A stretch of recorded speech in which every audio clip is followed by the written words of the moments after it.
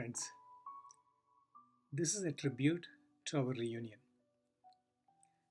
As we reach midlife, we have so many responsibilities with family, work, etc.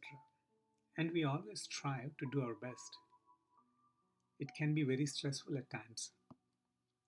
However, meeting friends and enjoying the time together is like oxygen for us to recharge. I really got the energy from our reunion to keep going. This poem is an effort to document my thoughts. Hope you like this. నడివయసు అంటే నిత్యం గడియారంతో జగడం, విరామం లేకుండా సమయంతో సమరం. నడివయసు అంటే నీలాకాశం నిద్రించే వేళ, నరనరాల్లో నీరసాల గోల, నడిరాత్రిలో నలతల నర్తనశాల.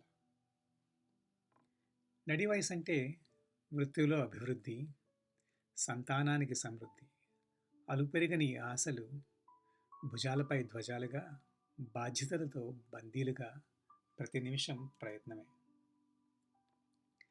కళాశాల మిత్రులతో కలయికంటే చిరు నిమిషానికైనా చింతలన్నీ చెరిగిపోతాయని, స్వల్ప సమయానికైనా సమస్యలు సమస్తం సెలవంటాయని, కలతలన్నీ క్షణం పాటు కళ్ళలోంచి కరిగిపోతాయని ఆశలతో బయలుదేరా.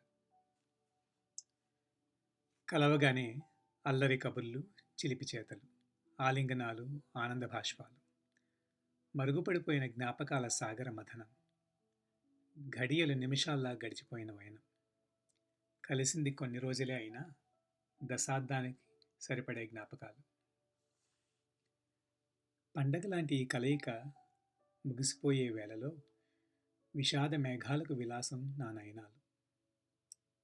వీడుకోలు వీలు కాకున్నా మనసులో ఏదో మధుర భావం, గుండెల్లో నవ్యోత్సాహమనే దివ్యౌషధంతో మరోసారి కలిసే వరకు నలతల నదిని దాటడానికి నన్ను సిద్ధం చేసింది రీయూనియన్.